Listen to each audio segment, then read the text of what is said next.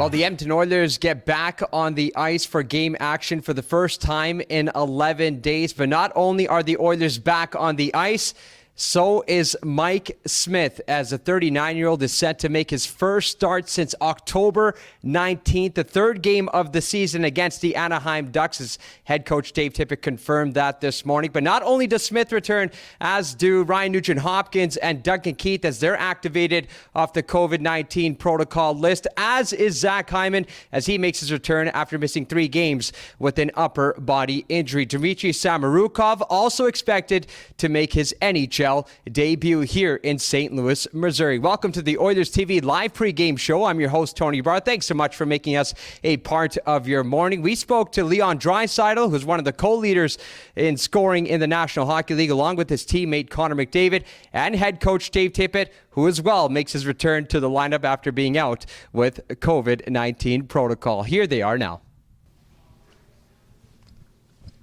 All right, Leon, first game day in 11 days. How does it feel to prepare for a game again? Yeah, it feels great. Obviously, unexpected, longer break.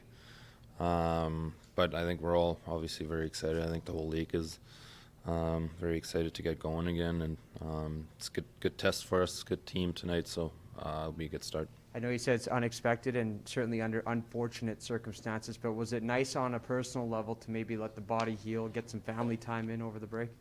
Yeah, it's always nice to have a little downtime for sure. Especially this year, the schedule has been fairly crazy. So yeah, it was nice to get a couple of days in and just relax with the family, a little Christmas time. But I think we're all ready to get back at it and excited to go. Over the 3 skates this week at the University of Alberta, it looked like Mike Smith was trending in the right direction. If he becomes available tonight, what can he bring, not only on the ice, but also in the locker room, having his presence around? Well, I think just obviously, first of all, his ability to keep the puck out of the net and, join our breakouts, right? He's so good with the puck back there that it makes it a lot easier for a defenseman to read the play and break the puck out, and that makes it easier for us forwards to read the play as well. So off the ice, he's just he brings that swagger to the group. Good attitude, wants to win really badly. So if he's ready to go, he'll be a big boost for us. One word that people like to describe Mike Smith with is competitive. Now, in your few years in the league, have you met anyone more competitive than Mike Smith? He's very competitive. At the same time, I think we're all very competitive.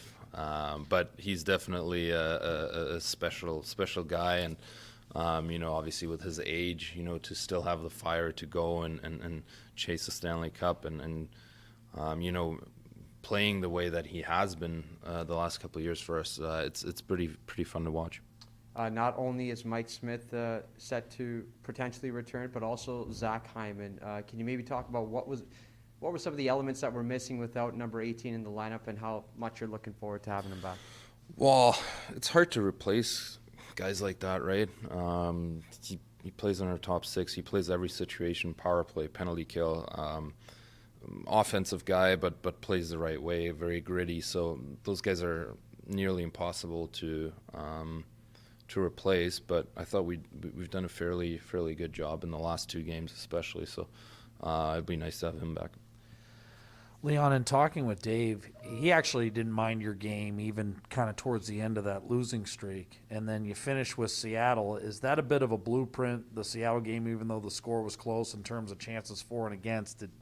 It seemed pretty much in your favor. Yeah, we've been playing good. I know the record doesn't show that, and at the end of the day, this league is about winning and losing. There's no secret to that, but we've been playing really good hockey. We've been solid. We haven't been giving up much.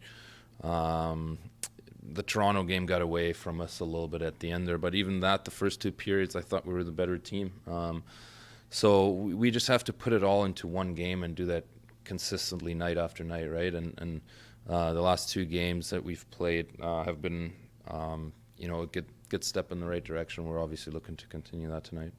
Coming out of this break, and obviously the players see certain games seem to be still canceled every day. Has the last year, this ordeal, helped you kind of handle this unsettling situation? Just be ready to play when they tell you to Yeah, play. there's no other. We don't have a choice, right? That's the way we go about it. We're trying to be a team that doesn't get too fed up in those kind of things. It's something that we can't control. Whenever we have to play, we'll be ready to play, and when things change, then we'll roll with it. But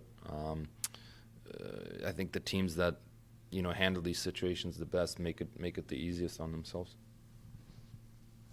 All right, Dave, first game day for your club in 11 days, a little bit longer for yourself. How does it feel waking up for a game day? Excited to get back at it. We've had 3 good practices here.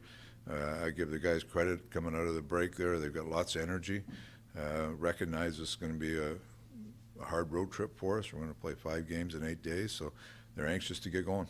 Obviously, an unfortunate circumstance with COVID around the league and unexpected shutdowns and postponements of games. But can that week off really help your team recalibrate on a personal and on a team level? Well, I think it does. It's everybody looks forward to a couple days break now and then, but with all the other factors going on, it can get taxing on the mind. So everybody takes a step back. A lot of guys enjoyed some family time there, but now I think the players, it's interesting. You talk to them, they want to put the distractions behind them. They want to play, and that's great to see. Players, they get out here, they want to play. So we're going to get lots of playing here the next 10 days. Looking forward to it. I know Mike Smith wanted to play and talking to him yesterday. Is he good to go tonight? He's good to go tonight, yeah. Well, he's going to have a little skate this morning, but he's good to go tonight, and really, really good to see him back. Can you talk about what he can maybe bring back into the locker room after an extended absence? Well, he's not just, he's an outstanding goaltender, but he's also one of our leaders in that room. He's a very vocal guy, very passionate about winning. The work that he puts in is extraordinary for to keep himself fit to play as long as he has, and he wants to get in there and play well. So there's an accountability that he brings because he wants to drive our team to be the best it can be, and that attitude coming back will be really good for our team. Him and Duncan Keith both. It's funny, in practice the 2 oldest guys are bringing the most energy, like little kids out there, so it's good to see. It also sounded like you were almost describing Zach Hyman as well. Yeah. You're also getting him back in the lineup. Very much so. He's one of those guys, we've talked about it all year. He just touches so many parts of the game. From a coaching perspective, it's great to see him back in there. It just gives us another real strong player in a lot of situations. Dave, I just wanted to ask you, coming off the layoff a little bit, you'd actually been playing some really good hockey, even with some of the losses mixed in there. What's the best way that you can see to recalibrate that and channel it? And did the practices leading into this game against St. Louis help that? Well, you hope so. We had good energy. We went through a few things in practice, but if you look at our last 10 games, the results certainly weren't what we'd like to see. But if you dig down a little deeper, it was probably as well as we played 5-on-5, minus a couple games. The LA game, we weren't very good. We looked like a tired team, but other than that game, we were pretty strong in a lot of games. And so there's some of those things. Early in the season, we relied on special teams really to drive us. Our shooting percentage was through the roof. That probably wasn't going to be sustainable. Now, that being said, our 5-on-5 play was better this last little segment. Our shooting percentage is probably lower than what you'd expect. So those things tend to even themselves out. But there's some positives in what we're doing. 5-on-5, just driving the possession of the game, finding opportunities to make sure we defend well, but then making sure we're playing well with the puck. So some things to grab onto. We talked about it this morning as a group, that we have to continue to improve and get all of our parts of our game together to become as good a team as we want to be. Now to the nitty-gritty. Some would suggest with the assistants going 2-0, you're picking up the next dinner check. What's your response?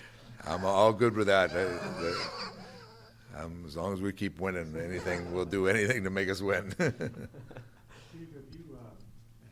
Have you ever had to miss a coaching assignment in No. the past? This is the first never, time. I take that back. No, I did. I missed a game or two when I had some emergency neck surgery in Dallas.